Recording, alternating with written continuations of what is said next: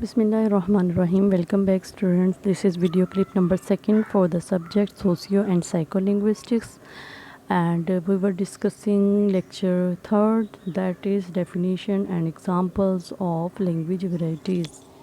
We have already discussed sociolinguistics concepts, and then we discussed what is variety, and then we discussed its background, and then we were discussing dialect in previous video clip. Basically, let's continue this concept. Dialect. Dialect is a specific form of a given language. This is like I have given you example.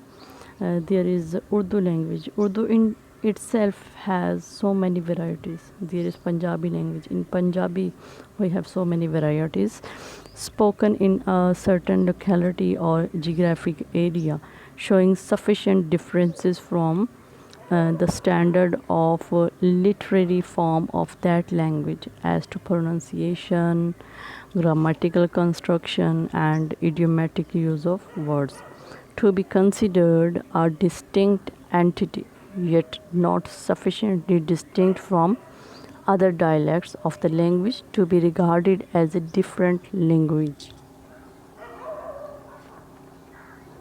So, if we talk about dialect, there are the speaker learns as his first language a particular variety of the language of his language community, and this variety may differ at any or all levels from other varieties of the same language learned by other speakers as first language. Such a variety of language is known as a dialects, and this determines the origin of the speaker or which region he belongs to. In China, for example, the people of different regions speak different dialects of a language community, but none of them has any resemblance to one another. But all these varieties belong to one single community, like Chinese. Though distinct, but they have some resemblance. Similarly, the dialect variety in modern Europe is provided by German, in which we have to recognize 3 or 4 different language community. So let's discuss the distinction between language and dialect.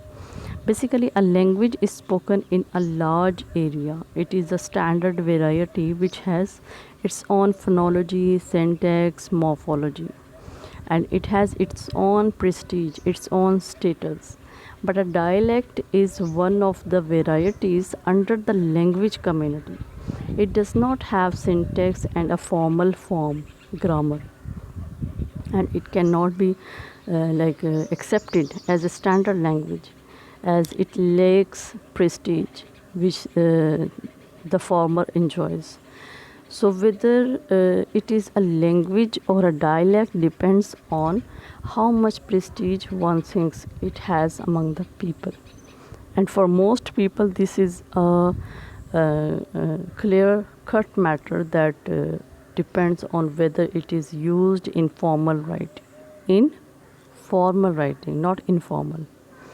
Under every language community range, there are so many languages spoken which vary often a few villages of the district. These languages are used generally in spoken communication, and one of the chief distinction between a language and dialect is the difference in size, because a language is larger than a dialect, and a language contains more items than that of dialect.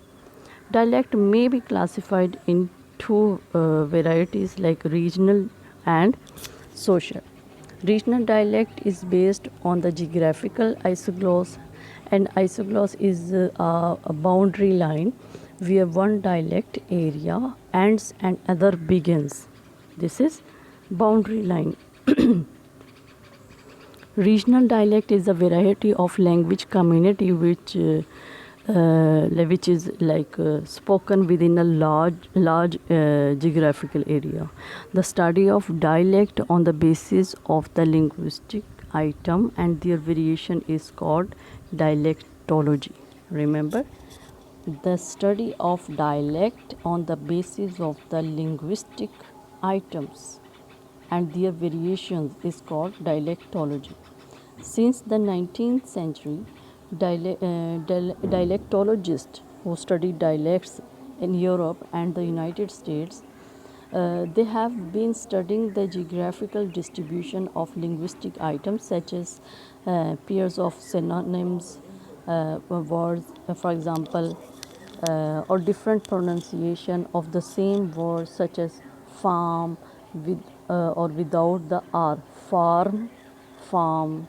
Such type of changes may be noted on the levels of village and towns. The other type of dialect is social dialect, social dialed.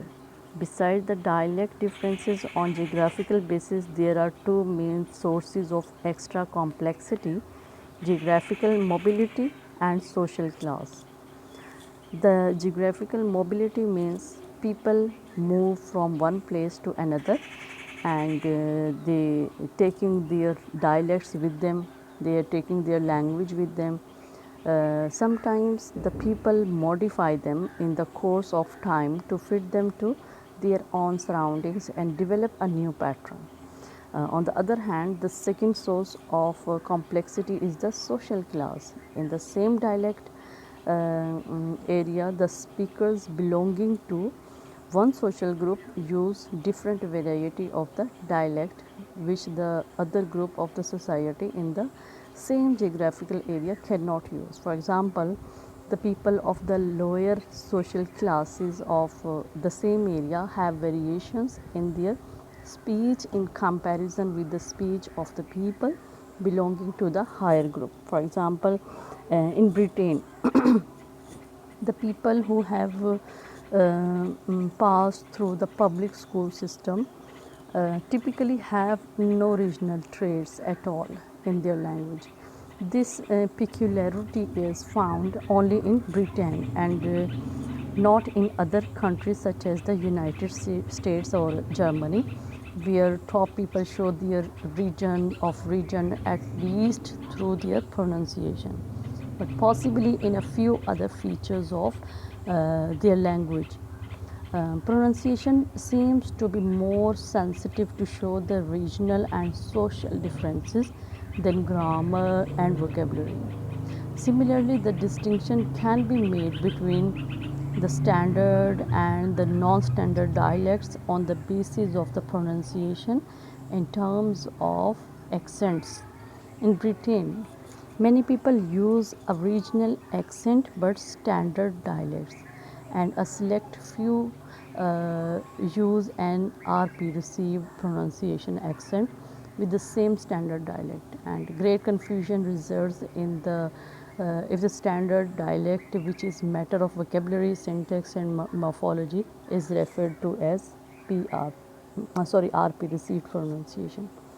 So to conclude this dialect concept, we can say that linguistic differences between speakers do not depend on the geographical variation but so many other social factors also. It is quite difficult to draw isogloss or to draw boundary line for social dialect because they have no boundary line and are found within isogloss boundary. So there is very difficulty to create distinction between variations or between dialects.